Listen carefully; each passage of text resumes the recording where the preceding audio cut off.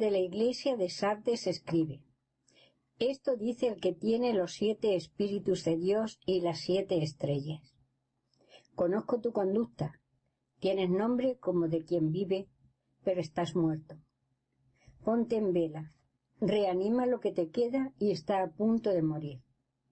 Pues no he encontrado tus palabras llenas no he encontrado tus obras llenas a los ojos de mi Dios. Acuérdate, por tanto, de cómo recibiste y oíste mi palabra. Guárdala y arrepiéntete. Porque si no estás en vela, vendré como ladrón, y no sabrás a qué hora vendré sobre ti. Tienes, no obstante, en Sardes unos pocos que no han manchado sus vestidos. Ellos andarán conmigo vestidos de blanco, porque lo merecen. El vencedor será así revestido de blancas vestiduras, y no borraré su nombre del libro de la vida, sino que me declararé por él delante de mi Padre y de sus ángeles. El que tenga oídos, oiga lo que el Espíritu dice a las iglesias. Sardes, la capital del antiguo reino lidio, estaba situada a unos 50 kilómetros al sudeste de Tiatira. El núcleo principal de la ciudad surgía sobre una alta y escarpada montaña que hacía de ella una fortaleza inexpugnable. Cuando Ciro el Grande conquistó el imperio de Creso en el 546 a.C., el rey de Lidia, Sardes, no se rindió y sólo por sorpresa pudo ser tomada. De igual estratagema se hubo de servir Antíoco III.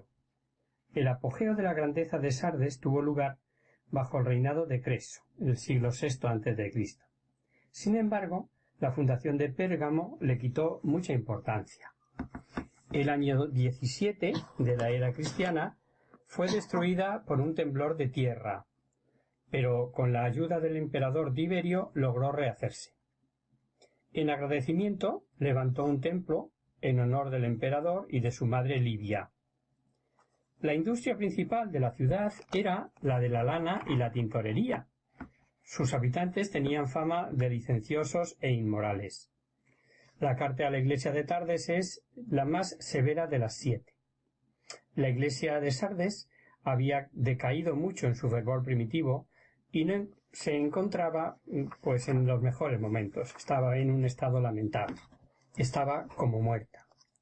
Y el pequeño núcleo de cristianos fieles se hallaba amenazado de indiferencia en la vida espiritual.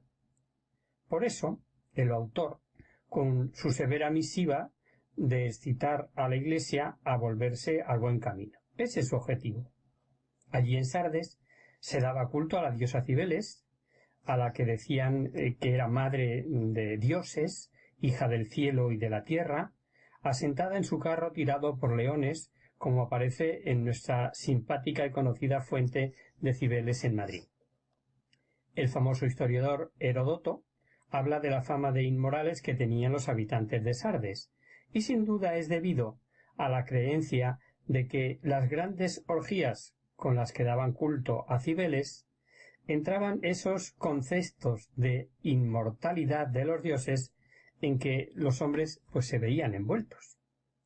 Al leer la carta uno se pregunta si no habían caído no pocos cristianos en esos cultos idolátricos. Pues veréis que el texto dice que estaban muertos, de manera que hubieran sucumbido ante esos cultos, lo que supondría obviamente la muerte del alma. También se puede referir al estar muerto el obispo o pastor de Sardes, porque dicen los técnicos en la materia que hay un juego de palabras del que sale el nombre del obispo.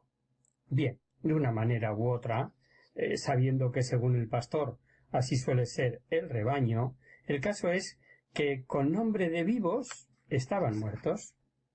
Jesucristo ve lo que hay dentro del hombre, para él no valen apariencias. El mismo Juan, autor de Apocalipsis, lo dice en su Evangelio. Que Jesús no necesita le den testimonio, porque cuanto conoce muy bien el interior de cada hombre. Efectivamente, y sabemos que la Sagrada Escritura, cuando habla de vida o de muerte, lo mismo unas veces se refiere a la vida material, somática, a la vida del cuerpo, y en otras, en contrario, a la vida sobrenatural o vida de gracia.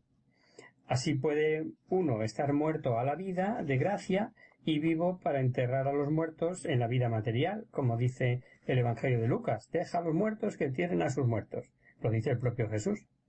Y a cuantos le seguían les dice: yo he venido para que tengan vida y la tengan en abundancia. Y se lo dice estando vivos. Luego no cabe duda de a qué vida en este caso se está refiriendo.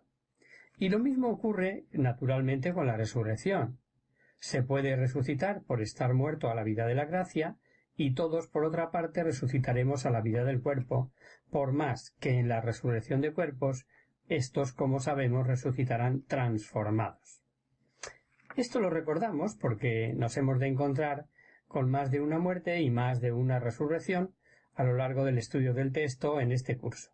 De ahí el habernos parado un momentito en este recordar cosas sabidas. Como sabemos a qué muerte se refería San Juan en su primera carta cuando habla de pecado de muerte y pecado de que no es de muerte. Si alguno ve que su hermano comete un pecado que no es de muerte, pida y le dará vida. A los que cometan pecados que no son de muerte, pues hay un pecado que es de muerte, por el cual no digo que pida. Toda iniquidad es pecado, pero hay pecado que no es de muerte. Veréis que repite el que hay que estar alerta, el que hay que velar, el que no sabemos ni el día ni la hora. El más interesado en nuestra salvación es Dios, precisamente, y como él también sabe que somos libres y conoce nuestra flaqueza, sabe que el mejor remedio para el tentador, para que el tentador no nos sorprenda, pues es la vigilancia. Si será eficaz la vigilancia, que a sus apóstoles en el huerto les dijo: vigilad y orad para no caer en la tentación. ¿A que no os habéis dado cuenta de este interesante detalle? En la Sagrada Escritura vemos miles de veces que Dios siempre avisa antes de castigar, pero advierte que no avisa de cuándo ha de pedirnos cuenta. Y es un detalle digno de ser tenido en cuenta, ¿no?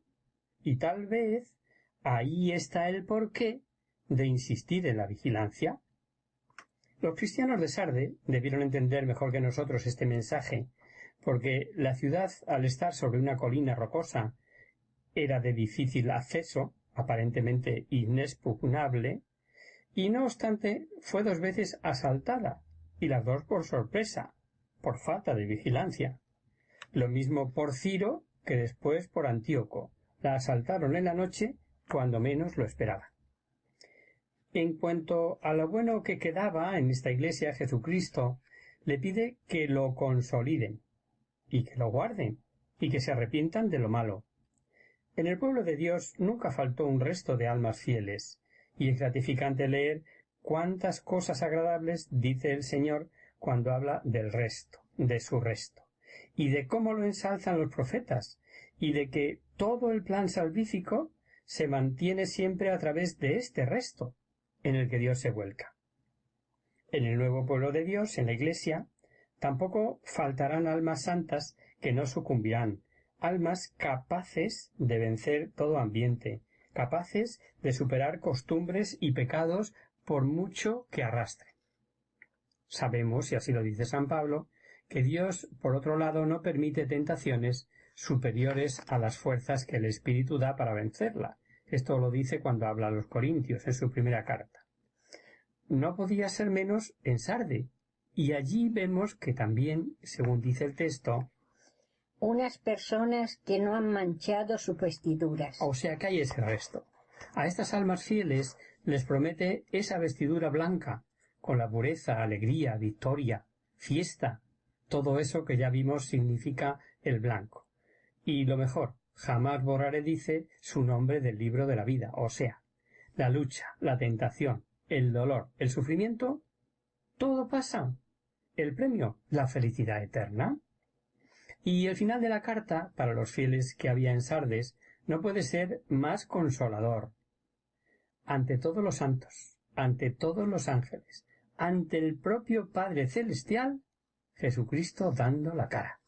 Ya lo había prometido él, y recogido por el evangelista Lucas, que dice: Yo os digo, al que me confiese delante de los hombres, el Hijo del Hombre le confesará delante de los ángeles de Dios. Y como son tantas las veces que con oídos no oímos, repite, como las demás iglesias, el que tenga oídos, oiga lo que el Espíritu dice a las iglesias. Efectivamente, los que, contando con larga vida, tenemos en el debe el haber hechos oídos sordos a lo largo de lo que Dios nos decía valiéndose de tantas segundas causas, no nos extraña que el Apocalipsis repita una y otra vez eso de que el que tenga oídos para oír, que oiga.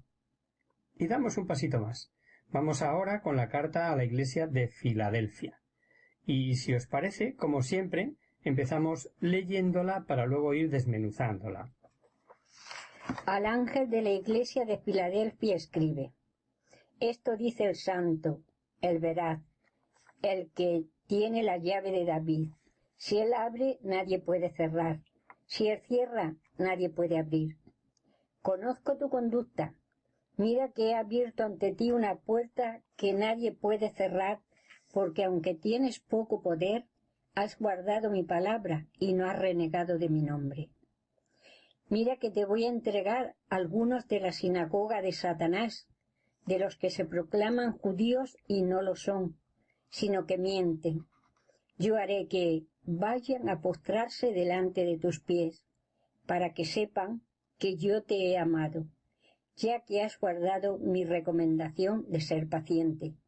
También yo te guardaré de la boca de la hora de la prueba que va a venir sobre el mundo entero para probar a los habitantes de la tierra.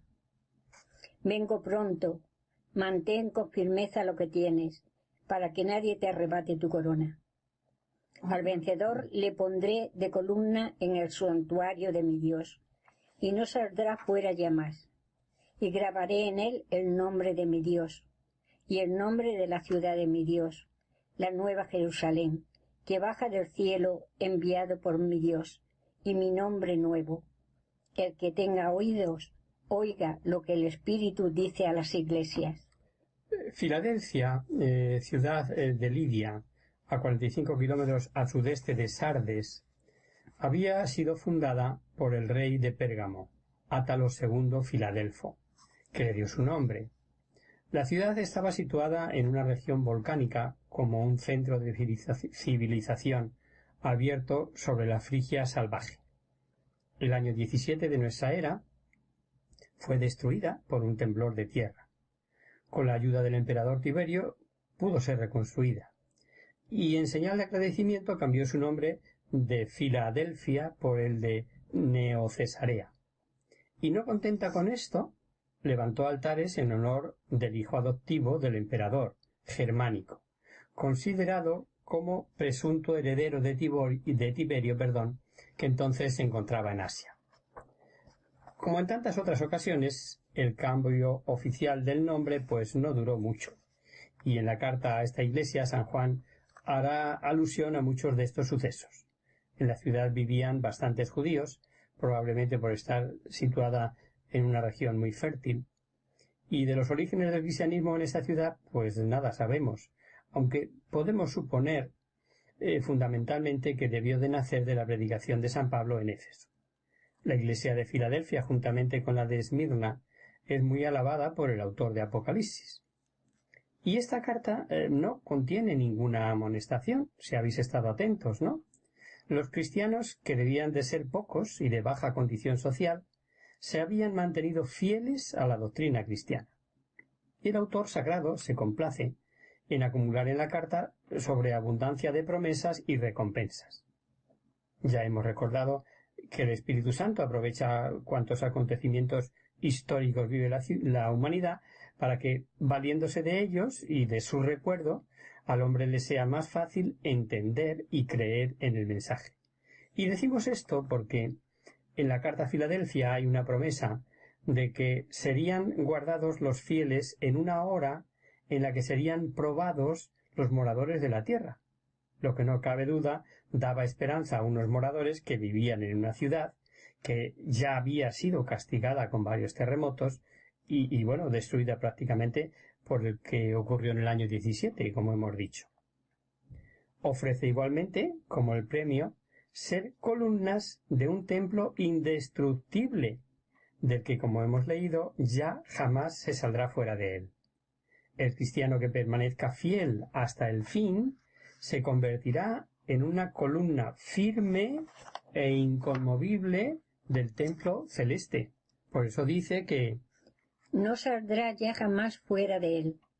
Sobre la columna se escribirá el nombre de Dios y el de la Nueva Jerusalén, y el nombre nuevo de Cristo. La acción de escribir estos nombres sobre el fiel vencedor significa que éste pertenece a Dios y a Jesucristo, y que es un ciudadano de la Jerusalén celestial. Hacemos ahora una pequeña pausa musical, si os parece.